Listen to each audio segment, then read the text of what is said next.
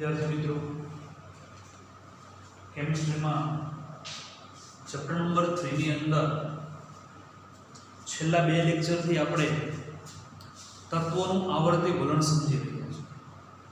તત્વોનું આવર્તી વલણ એટલે કે આવર્તમાં ડાબી બાજુથી જમણી બાજુ તરફ જઈએ તેમ અથવા તો સમૂહમાં ઉપરથી નીચે તરફ જઈએ તેમ તેમ એની પરમાણ્વીય ત્રિજ્યા છે, આયનીય ત્રિજ્યા છે, આયનીકરણ એન્થાલ્પી છે, એમાં કેવા પ્રકારનો ફેરફાર થાય છે અને શા માટે એની આપણે ચર્ચા કરતા। આજે આપણે એવો જે ચોથો ગુણધર્મ ઇલેક્ટ્રોન પ્રાપ્તિ એન્થાલ્પી જેને ડેલ્ટા EGH વડે દર્શાવવામાં આવે છે। H ફોર એન્થાલ્પી અથવા ઊર્જા, E ફોર ઇલેક્ટ્રોન અને G ફોર ગેઇન, ગેઇન એટલે મેળવો, ઇલેક્ટ્રોન પ્રાપ્ત કરે એના માટે જરૂરી ઊર્જા અથવા એન્થાલ્પીના થતો ફેરફારને ઇલેક્ટ્રોન પ્રાપ્ત એન્થાલ્પી તરીકે ઓળખી શકીએ। સ્પષ્ટ વ્યાખ્યા પ્રમાણે આપી શકીએ 1 મોલ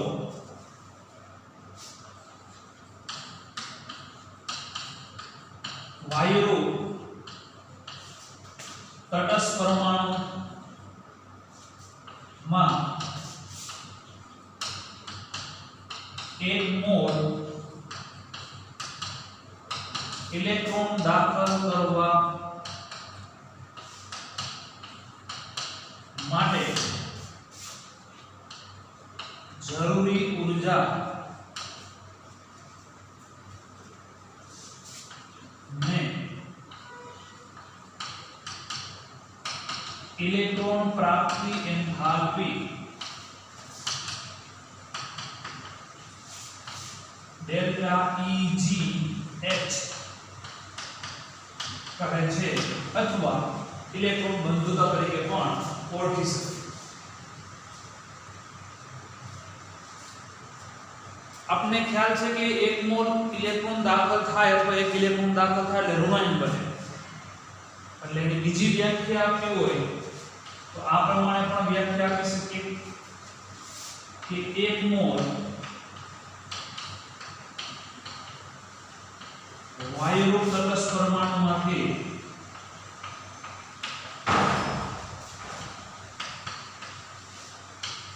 એક મોલ ઋણાયન બને તે દરમિયાન એન્થાલ્પીના થતા ફેરફારને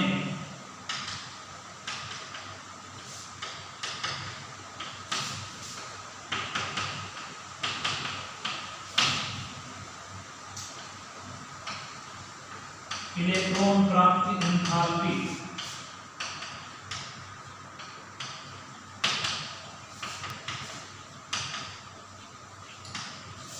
डेल्टा EGH કહે છે। આપણે વ્યાખ્યા છે ઉદાહરણ તરીકે આપણે લખી શકીએ કે કોઈ તત્વ X આપણે X તરીકે કોઈ અકાર્બનિક તત્વ તરીકે લઈએ, અધાતુ અને મોટા ભાગે અધાતુ ઇલેક્ટ્રોન મેળવવાની વૃત્તિ ધરાવતું હોય એટલે X વાયુ ફોર્મ માટે ગેસિયસ ફોર્મમાં અને 1 છે એટલે 1 મોલ, ઈ 1 મોલ એટલે કે 1 ઇલેક્ટ્રોન મેળવે એટલે X માઈનસ ગેસિયસ ફોર્મમાં આ દરમિયાન જે ઊર્જાનો ફેરફાર થાય અથવા આ દરમિયાન જે ઊર્જા આપવી પડતી અથવા ઊર્જા મળતી હોય એને આપણે ડેલ્ટા EGH તરીકે ઓળખીશું।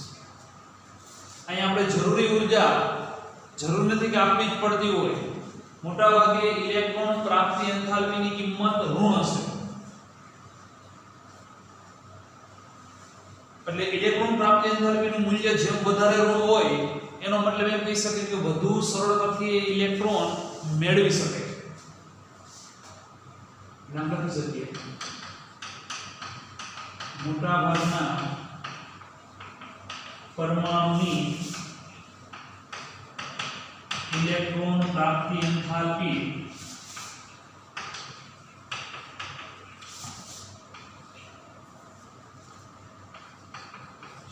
ઋણ મળે છે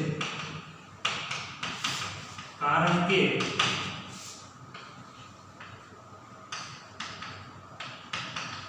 ઇલેક્ટ્રોન મેળવવાની પ્રક્રિયા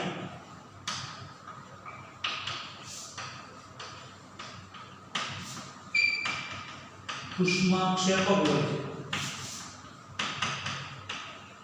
ઉષ્મા આપી નથી પડતી પરંતુ ઉષ્મા મુક્ત થાય છે અને મુક્ત થાય છે એટલા જ માટે એની કિંમત કેવી હોય છે? ઋણ. એટલે આ પહેલા એની બંને બે પ્રકારની વ્યાખ્યા, ઉદાહરણ અને ત્યાર પછી મોટાભાગની પ્રક્રિયા માટે ઋણ હોય છે. એ વાત કરીએ સમૂહ 18 નું, પર્ટિક્યુલર સમૂહ 18 માટે ચર્ચા કરીએ તો સમૂહ 18 ના તત્વો રાસાયણિક રીતે નિષ્ક્રિય, અને આપણે જાણીએ છીએ ને ઉમદા વાયુ નિષ્ક્રિય વાયુ સમૂહ તરીકે ઓળખીએ છીએ. એટલે રાસાયણિક રીતે નિષ્ક્રિય હોવાથી તે ઇલેક્ટ્રોન મેળવતા નથી, જેથી કરીને સમૂહ 18 માટે 18 ના તત્વોની ઇલેક્ટ્રોન પ્રાપ્તિ એન્થાલ્પી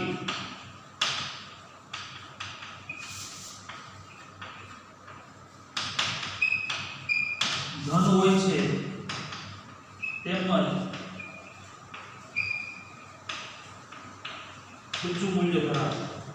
સમૂહ 18 ના તત્વો એટલે નિષ્ક્રિય વાયુ, જે રાસાયણિક પ્રક્રિયા કરતા જ નથી, એને તો કે રાસાયણિક રીતે નિષ્ક્રિય છે એટલે ઇલેક્ટ્રોન મેળવતા જ નથી, પણ છતાં પણ જો આપણે એને ઇલેક્ટ્રોન દાખલ કરવો હોય તો એના માટે આપણે ઊર્જા મુક્ત નથી થતી.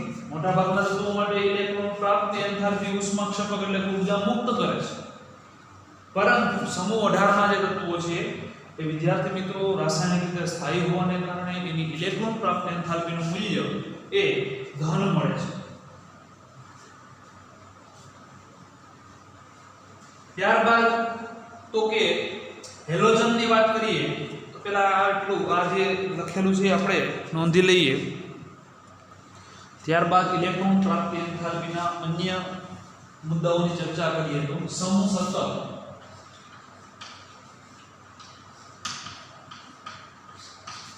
એટલે કે હેલોજન સમૂહ.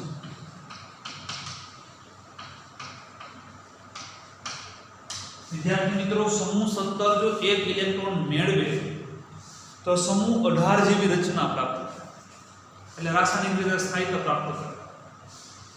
અને એટલા માટે એમ કહે છે કે સમૂહ 17 ના તત્વો ની ડેલ્ટા એ EGH નું મૂલ્ય સૌથી વધારે ઋણ હોય છે. કારણ આપવું તો આપી શકીએ, કારણ કે સમૂહ 17 ના તત્વો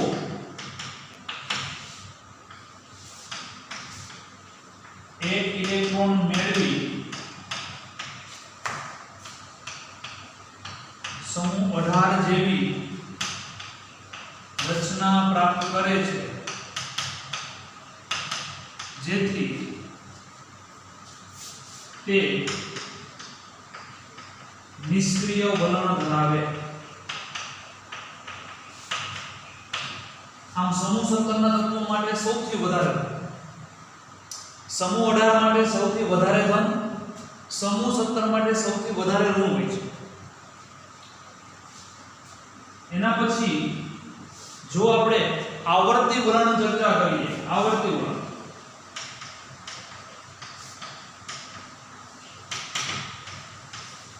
એટલે કે આવર્તમાં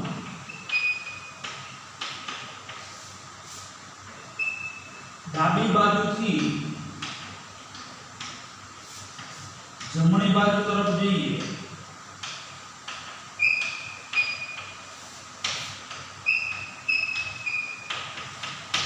તેમ ડેલ્ટા EGH નું મૂલ્ય વધુ ઋણ થતું જાય. એટલે કે ઇલેક્ટ્રોન પ્રાપ્ત સરળતાથી કરી શકે। ડાબી બાજુથી જમણી બાજુ તરફ જોઈએ, કારણ કે જમણી બાજુ 17મો સમૂહ આવે છે કે જે સરળતાથી ઇલેક્ટ્રોન મેળવી અને 18મા સમૂહ જેવી રચના પ્રાપ્ત કરે છે। એટલે કે સમૂહ 17ના તત્વોનું વધુ ઋણ મૂલ્ય હોય છે એટલે સરળતાથી ઇલેક્ટ્રોન મેળવે છે। તો ડાબી બાજુથી જમણી બાજુ તરફ જેમ જેમ આવીએ તેમ તેમ ડેલ્ટા E જે શું મૂલ્ય વધુ ઋણ બનતું જાય, એટલે ઇલેક્ટ્રોન પ્રાપ્ત સરળતાથી થાય। કારણ શું? તો કારણ કે મુખ્ય કુંડમાં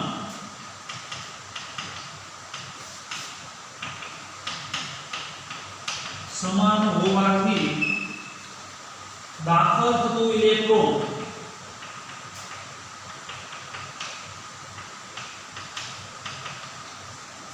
કેન્દ્ર પ્રત્યે વધુ આકર્ષણ અનુભવે, આકર્ષણથી જોડાયેલ રહે છે, જેથી ઉષ્મા વધુ ગુમાવે અને વધુ ઋણ મૂલ્ય પ્રાપ્ત થાય। સમજવું આ પ્રમાણે સમજી શકીએ। દાખલા તરીકે બીજો સમૂહ, બીજો આવતો n બરાબર 2 એટલે કે lithium, beryllium, boron, carbon, nitrogen, oxygen અને ફ્લોરિન। આ તત્વોની વાત કરીએ એટલે કે ડાબી બાજુથી જમણી બાજુ તરફ જઈએ તેમ તેમ n બરાબર 2 માં જ ઇલેક્ટ્રોન દાખલ થતો જશે।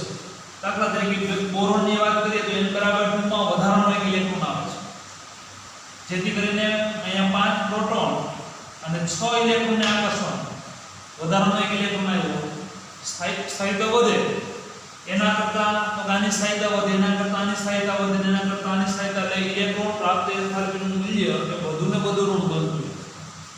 વાત કરીએ ઉપરથી નીચે તરફ આવીએ એટલે કે સમૂહમાં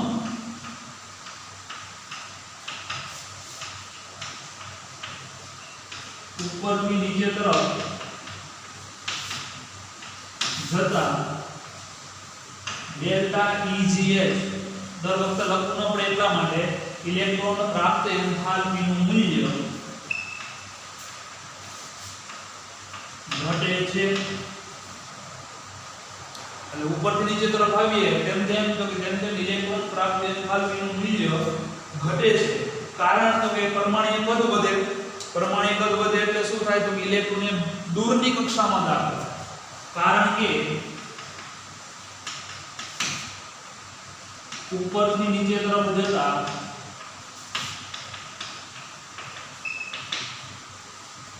પરમાણ્વીય કદ વધે છે, જેથી ઇલેક્ટ્રોન દૂરની કક્ષામાં દાખલ થાય, જેથી ઓછો થાય। નજીક હોય, કેન્દ્રની નજીક હોય તો બરાબર, અને તો દૂરની કક્ષામાં ઇલેક્ટ્રોન દાખલ થાય, અહીંયા આમાં ઇલેક્ટ્રોન દાખલ થાય, એના પછીમાં આમાં 3 4 5 એટલે કેન્દ્રથી ઇલેક્ટ્રોન દૂર વધુ દાખલ થશે, જેથી કરીને ઓછો થાય અને ડેલ્ટા EGH નું મૂલ્ય ઘટે।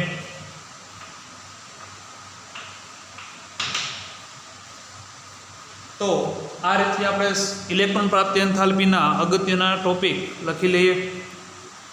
ત્યારબાદ આમ તો અપવાદ સ્વરૂપ ગણો તો પણ ચાલે કે સમૂહ 16 અને 17 ના તત્વોમાં ઉપરથી નીચે તરફ જઈએ તેમ વલણ સ્પષ્ટ રીતથી ઘટે એવું નથી।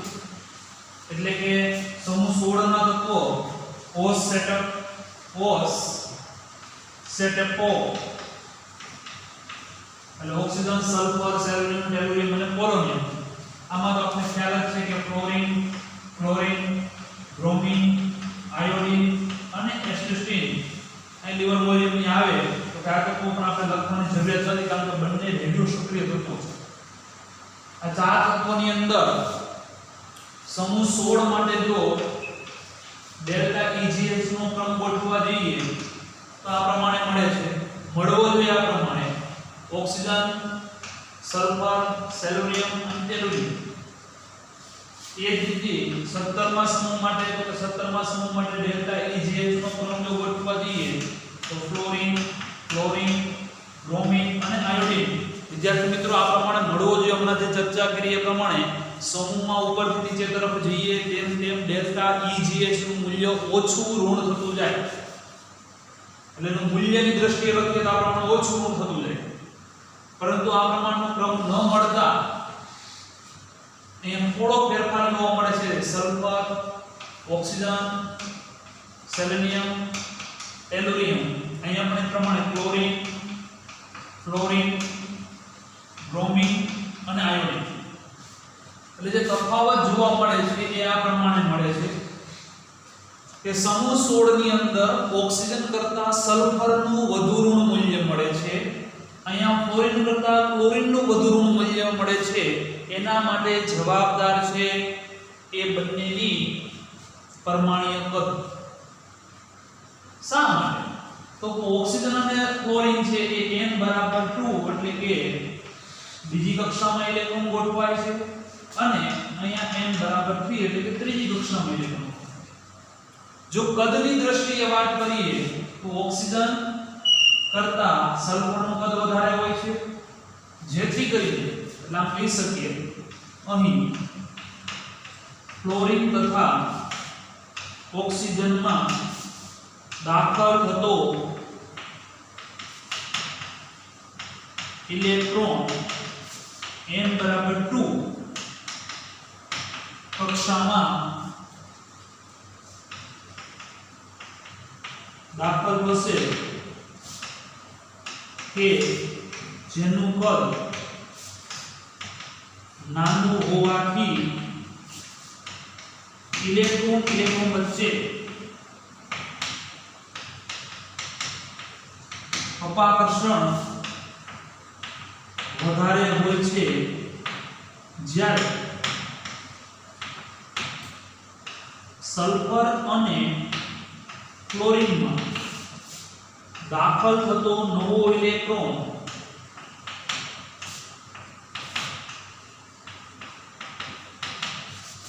n બરાબર ત્રીજા નંબરની કક્ષામાં દાખલ થશે કે જેનું કદ ક્લોરિન અને પેલા આપણે સલ્ફર લઈશું એટલે આપણે અહીંયા લખશું ઓક્સિજન અને ક્લોરિનની સાપેક્ષે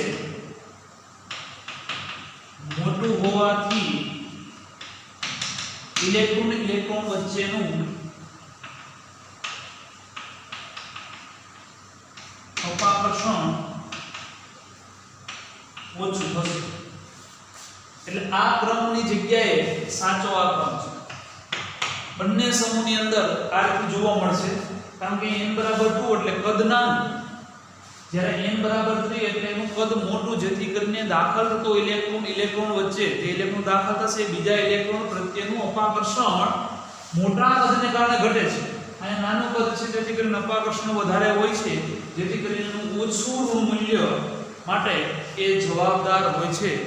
ખૂબ જ અગત્યનો પોઈન્ટ ગણી શકીએ આપણે, એને નોંધી લઈએ. ત્યારબાદ વિદ્યાર્થી મિત્રો 5મો ભૌતિક ગુણધર્મમાં આપણે આવર્તી વલણ ચકાસવા. તો સૌપ્રથમ આપણે વિદ્યુત ઋણતા એટલે શું એ સમજીશું. તો વિદ્યુત ઋણતાની વ્યાખ્યા, હકીકતમાં વિદ્યુત ઋણતા એટલે દોરડા ખેંચની રમત. કોઈ રાસાયણિક સંયોજન હોય, એ સંયોજનમાં બંધમાંના ઇલેક્ટ્રોનને પોતાની તરફ ખેંચવાની વૃત્તિને અથવા પોતાની તરફ ખેંચવાની ક્ષમતાને વિદ્યુત ઋણતા તરીકે ઓળખી શકાય. એટલે આવું કહેવા માંગે છે કે દાખલા તરીકે કોઈ એક પરમાણુ A અને કોઈ પરમાણુ B આ બંનેથી જોડાય અને સંયોજન બનાવેલું હોય, આ સંયોજનમાં બંધમાંના ઇલેક્ટ્રોન અહીંયા હોય, આ બંધમાંના ઇલેક્ટ્રોનને પોતાની તરફ ખેંચવાની અથવા આકર્ષવાની ક્ષમતાને વિદ્યુત ઋણતા તરીકે વ્યાખ્યાયિત કરી શકીએ. એટલે સ્પષ્ટ વ્યાખ્યા આ પ્રમાણે લખીએ. રાસાયણિક સંયોજનમાં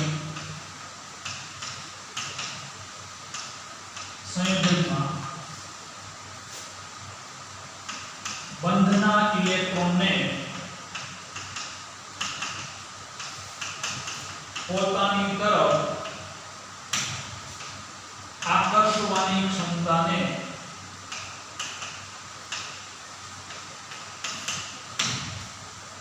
વિદ્યુત ઋણતા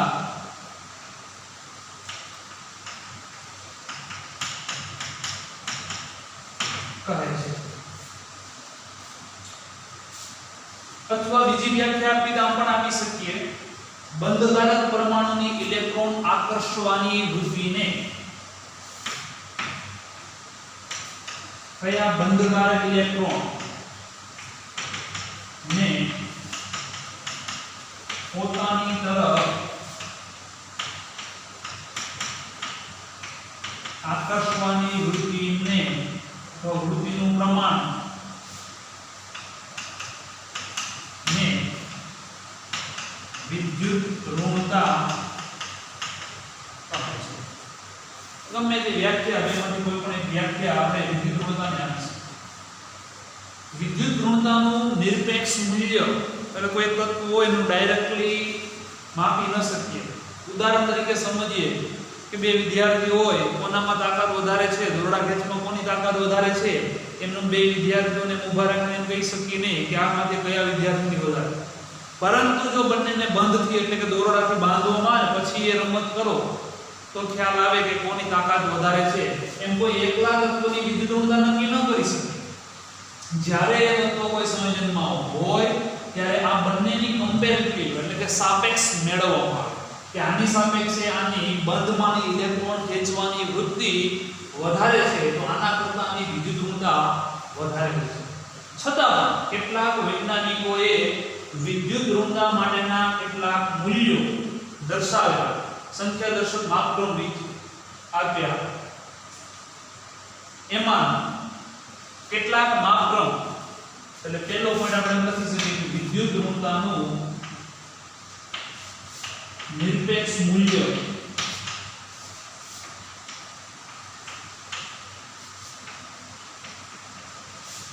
માપી શકાતું નથી.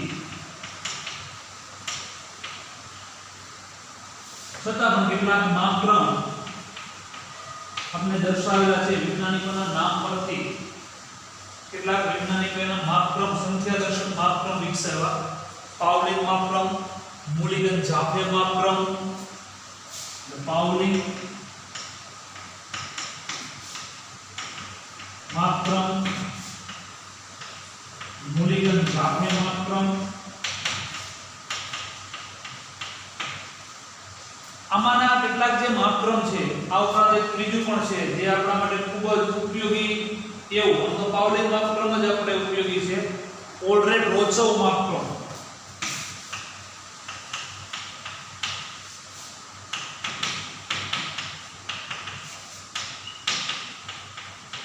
આમાંનું પાઉલિન માપક્રમ આપણા માટે ખૂબ જ અગત્યનું માપક્રમ છે. 1922 ની અંદર અમેરિકન વૈજ્ઞાનિક પાઉલિંગે ફ્લોરિનની વિદ્યુત ઋણતા સૌથી વધારે અને એનું મૂલ્ય 4 નક્કી કરવામાં અને ત્યારબાદ ક્રમશઃ એના કરતા એની સાથે વિવિધ પ્રકારના તત્વો જોડી અને એના તત્વોની વિદ્યુત ઋણતા નક્કી કરવામાં આવી. એટલે પાઉલિન માપક્રમે ફ્લોરિન તત્વનું સૌથી વધુ વિદ્યુત ઋણતા ક્ષમતા ગણી. એટલે આપણે પાઉલિન માપક્રમ સમજીએ તો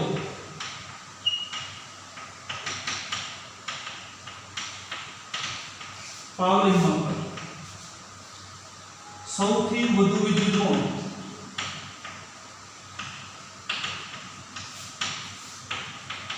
તત્વ ફ્લોરિન કે જેનું મૂલ્ય પાઉલિન માપક્રમ એટલે પાઉલિનના મત પ્રમાણે કેટલો એવું 4.0 છે. આવર્ત કોષ્ટકમાં સૌથી વધુ વિદ્યુત ઋણ પરમાણુ જો કોઈ તત્વ હોય તો એ છે ફ્લોરિન. સૌથી વધારે ઇલેક્ટ્રોનને પોતાની તરફ આકર્ષવાની વૃત્તિ જો કોઈ સૌથી વધારે કોઈ તત્વની હોય તો એ છે ફ્લોરિન. આપણે વિદ્યુત ઋણતાનો જ્યારે ક્રમ યાદ રાખવાનો થશે ત્યારે હું તમને એક શબ્દ જે કહું છું કે ખાસ ઉપયોગી, કારણ કે જ્યારે વિદ્યુત ઋણતાની ચર્ચા આવશે ત્યારે આ શબ્દ ખૂબ જ ઉપયોગી બનશે અને એ છે phone. Phone, F O N, P H O N E ની, F O N, ફોન.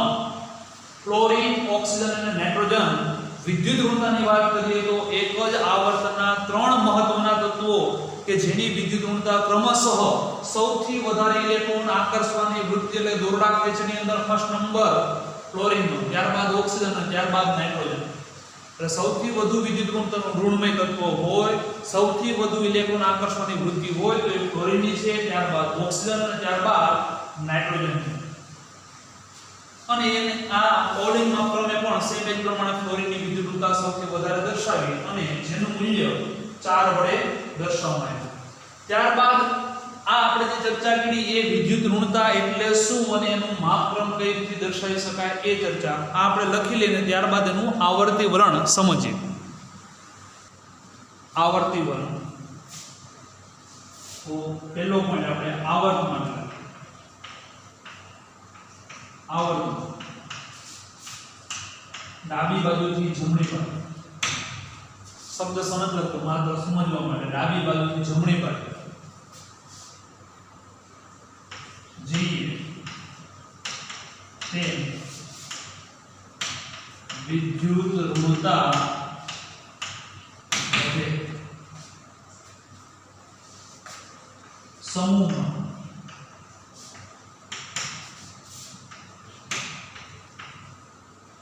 ઉપરથી નીચે તરફ જઈએ તેમ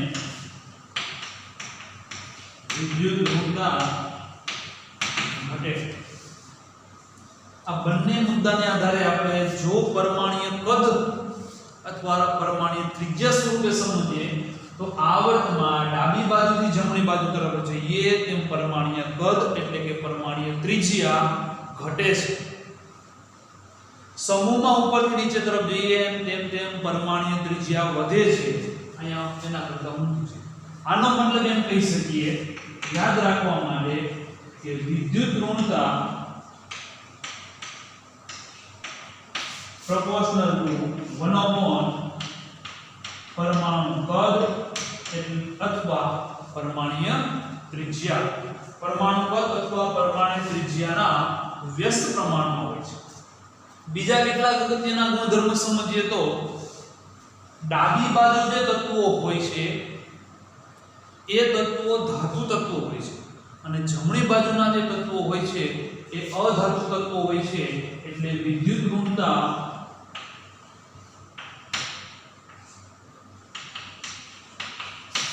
proportional to અધાત્મીય ગુણ. ઉપરથી નીચે તરફ જઈએ એમ અધાતુમાંથી ધાતુમાં રૂપાંતરણ પામે. ઉપરથી નીચે તરફ જઈએ એમ વિદ્યુત ઋણતા ઘટે છે. એટલે વિદ્યુત ઋણતા ઘટે એટલે અધાત્મીય ગુણ વધે અને ધાત્વીય ગુણ અધાત્વીય ગુણ છે એ ઘટે છે અને ધાત્વીય ગુણ વધે છે. એટલે વિદ્યુત ઋણતા proportional to અધાત્વીય ગુણ અથવા વિદ્યુત ઋણતા proportional to 1 upon ધાત્વીય ગુણ. આ ઉપરાંત વિદ્યુત ઋણતાનો ગુણધર્મ એ અસરકારક કેન્દ્રીય વીજભારના સમપ્રમાણમાં હોય છે. અસરકારક કેન્દ્રીય વીજભાર તો આપણને ખબર છે કે ડાબી બાજુથી જમણી બાજુ તરફ જઈએ તેમ તેમ અસરકારક કેન્દ્રીય વીજભાર વધે છે અને એટલા જ માટે પરમાણ્વીય કદ ઘટે છે. અને પરમાણ્વીય કદ ઘટે એટલે વિદ્યુત ઋણતા વધે. એટલે ડાબી બાજુથી જમણી બાજુ તરફ જઈએ તેમ તેમ અસરકારક કેન્દ્રીય વીજભાર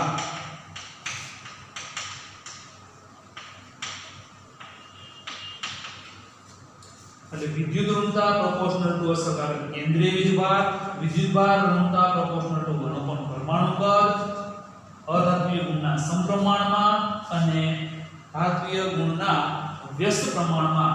આ જે સંબંધ છે આવો જ જો સંબંધ આપણે વિદ્યુત ધનમયતા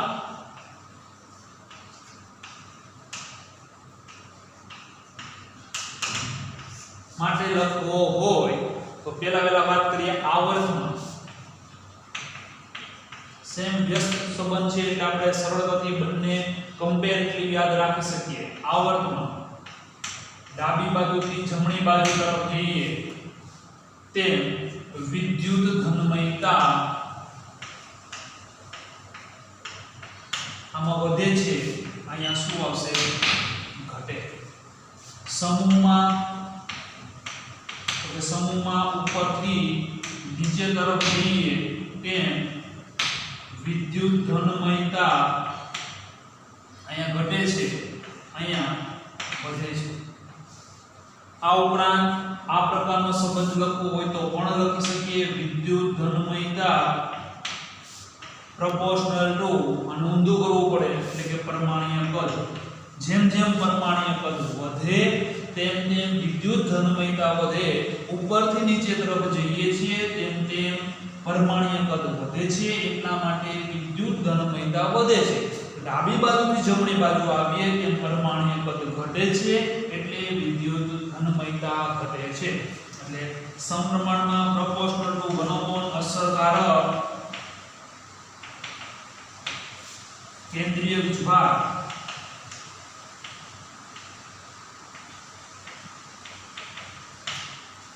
આ પ્રમાણે લખી શકીએ. વિદ્યુત ઘનમયતાનો ધાત્વીય અને અધાત્વીય ગુણ તરીકે લખવું હોય તો વિદ્યુત ઘનમયતા પ્રોપોર્શનલ ટુ ધાત્વીય ગુણ. કારણ કે ઉપરથી નીચે તરફ જઈએ તેમ તેમ ધાત્વીય ગુણ વધે છે, અને એ જ પ્રમાણે વિદ્યુત ઘનમયતા પણ વધુ જોવા મળે છે. આ જ રીતે વિદ્યુત ઘનમયતાનો જો અધાતુ સાથેનો સંબંધ દર્શાવવો હોય તો 1/, અધાત્વીય ગુણ. આ એનું વિદ્યુત ઋણતા અને વિદ્યુત ઘનમયતાનું કેટલું અગત્યનું આવર્તી વલણ, જે ખૂબ જ એમસીક્યુ માટે એટલે કે નીટ અને જી માટે અગત્યનું છે, એને આપણે લખી લઈએ. અત્યાર સુધીના જે આપણે ભૌતિક ગુણધર્મો 5 જોયા એના માટેનું આવર્ત કોષ્ટકમાં વલણ કેવું છે એને ટૂંકમાં યાદ રાખવા માટે તો કે ટેક્સ્ટ બુકમાં પણ એ ડાયાગ્રામ આપેલો જ છે. એ સેમ ડાયાગ્રામ ઉદાહરણ તરીકે જો આપણે પરમાણ્વીય ત્રિજ્યા અથવા આયનીય ત્રિજ્યા અથવા તો પરમાણ્વીય કદની ચર્ચા કરતા હોય તો વિદ્યાર્થી મિત્રો આપણે ખ્યાલ છે કે જ્યારે ડાબી બાજુથી જમણી બાજુ તરફ જઈએ તેમ તેમ પરમાણ્વીય ત્રિજ્યા ઘટે છે, આયનીય ત્રિજ્યા પણ ઘટે છે, અને પરમાણ્વીય કદ પણ ઘટે છે. તો પરમાણ્વીય કદને ઘટતું હોય તો સ્વાભાવિક છે કે આયનીકરણ એન્થાલ્પી એ કદ ઘટે એટલે એન્થાલ્પીનું મૂલ્ય વધે છે. આ ઉપરાંત તો કે વિદ્યુત ઋણતા એ પણ વધે છે. પરમાણ્વીય કદ પ્રોપોર્શનલ ટુ વિદ્યુત ઘનમયતા એટલે અહીંયા વિદ્યુત ઘનમયતા લખવું હોય તો પણ લખી શકીએ એ ઘટે, વિદ્યુત ઋણતા વધે છે. ઇલેક્ટ્રોન પ્રાપ્ત એન્થાલ્પીની વાત કરીએ તો વધુ ઋણ મૂલ્ય મળે. ઉપરથી નીચે તરફ સમૂહની વાત કરીએ, ઉપરથી નીચે તરફ જઈએ તેમ તેમ તો કે તેમ તેમ પરમાણ્વીય ત્રિજ્યા, આયનીકરણ ત્રિજ્યા, આયનીય ત્રિજ્યા, પરમાણ્વીય કદ, વિદ્યુત ઘનમયતા ઉપરથી નીચે તરફ જઈએ તેમ તેમ વધે છે. ધાત્વીય ગુણ કહીએ તો ધાત્વીય ગુણ પણ વધુ જોવા મળે. વાત કરીએ ઉપરથી નીચે તરફ આવીએ તેમ તેમ આયનીકરણ એન્થાલ્પી, આ ઉપરાંત વિદ્યુત ઋણતા એ ઘટે છે. ધાત્વીય ગુણની અને અધાત્વીય ગુણની વાત કરીએ તો આ તરફ વધુ હોય છે. શા માટે તો વિદ્યુત ઋણતા પ્રમાણે વધુ હોય છે એટલા માટે અધાત્વીય ગુણ આમ વધારે હોય છે. જ્યારે ધાત્વીય ગુણની વાત કરીએ તો ધાત્વીય ગુણ આ રીતે વધારે જોવા મળે છે, એટલે આ તરફ એ વધુ હોય છે. આ રીતની વિદ્યાર્થી મિત્રો આપણે આવર્તી વલણ સરળતાથી આપણે યાદ રાખી શકીએ।